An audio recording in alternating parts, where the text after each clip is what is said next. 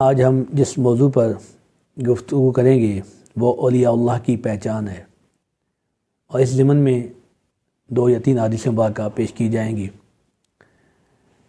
اللہ تبارک و تعالیٰ ارشاد فرماتے ہیں الا ان اولیاء اللہ، خبردار بے شک اللہ کے ولی لا خوف علیہم ولا هم یحزنون، نہ جنہیں کوئی خوف ہے اور نہ وہ غمگین ہوں گے۔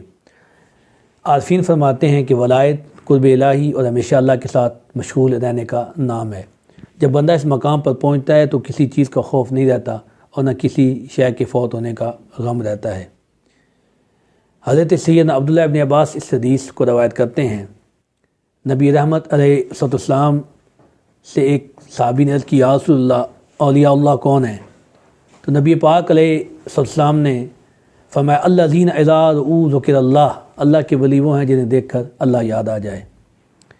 امام فخر الدین رازی تفسیر کبیر میں فرماتے ہیں کہ اللہ کا ولی وہ ہے کہ جس کا عقیدہ درست ہو اور مبنی بر دلیل ہو اور جن کے اعمال شریعت کے عین مطابق ہوں۔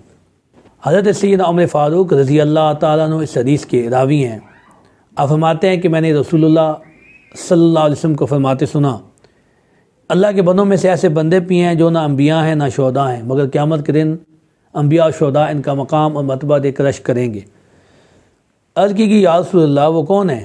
ان کے اعمال کیا ہیں کہ ہم ان سے محبت کریں گے؟ فرمایا یہ وہ لوگ ہیں جو اللہ کے لیے ایک دوسرے سے محبت کرتے ہیں، ان میں نہ نسب کا رشتہ ہے نہ کوئی مالی لین دین، لیکن ان کے چہرے نورانی ہوں گے، نور کے ممبروں پر جلوہ افروز ہوں گے۔ جب لوگ کانپ رہے ہوں گے انہیں نہ کوئی خوف ہوگا نہ انہیں کوئی غم ہوگا۔ حضرت سیدنا علی المرتضیٰ شیر خدا رضی اللہ تعالیٰ عنہ فرماتے ہیں کہ اللہ کے ولی راتوں کے جگراتوں کی وجہ سے ان کے چہرے زرد، ان کی آنکھیں آنسوں سے تر، ان کے پیٹ اندر سکڑے ہوئے اور ان کے ہونٹ پیاس سے خشک۔ جب اللہ ان کا والی اور وارث بن جاتا ہے تو یہ دنیا آخرت کے غم سے آزاد ہو جاتے ہیں۔ یہ حدیث مبارکہ بخاری شریف میں بھی موجود ہے، مسلم شریف میں بھی موجود ہے، متفق علیہ حدیث ہے، حدیث قدسی ہے۔ اللہ فرماتا ہے کہ جو میرے ولی کے ساتھ دشمنی کرتا ہے اس کا میرے ساتھ اعلان جنگ ہے۔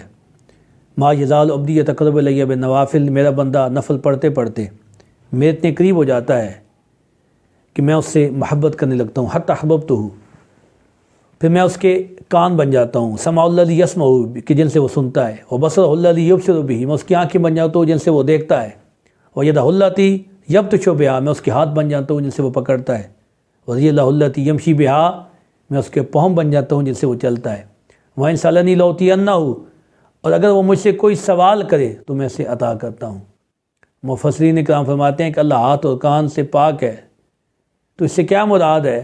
تو اس سے مراد یہ ہے کہ اللہ کے جلال کا نور اس بندے میں داخل ہو جاتا ہے۔ جو بندہ نفل پڑھتا ہے، نفلی عبادت کرتا ہے، اپنے فرائض کو پورا کر کے وہ نفل کی طرف آتا ہے، اللہ کو یاد کرتا ہے، راتوں کو جاگتا ہے اور عبادت کرتا ہے، زہد و تقوی اختیار کرتا ہے، اللہ پاک اسے یہ مقام عطا فرماتے ہیں۔ وہ اللہ کو راضی کرتا ہے، اللہ اس سے راضی ہو جاتا ہے، وہ اللہ کا دوست بن جاتا ہے، ولی بن جاتا ہے۔ وہ غیبت سے، جھوٹ سے، حسد سے، بہتان سے، ہر گناہ سے اپنے آپ کو محفوظ کرتا ہے، پھر اللہ اسے یہ مقام عطا فرما دیتے ہیں۔ پہلے وہ محب بنتا ہے، پھر وہ اللہ کا محبوب بندہ بن جاتا ہے، پھر وہ جو بھی سوال کرتا ہے اللہ اس کو خالی نہیں لوٹاتا۔ یہ ہے مقبولان بارگاہ خداوندی، یہ ہے اولیاء اللہ لا خوف علیہم ولا هم یحزنون، جنہیں نہ کوئی خوف ہے نہ وہ غمگین ہوں گے۔ اللہ پاک ہمیں اولیاء اللہ کی محبت عطا فرمائے اور ان کی صحبت عطا فرمائے اور ان کے نقش قدم پر چلنے کی توفیق عطا فرمائے۔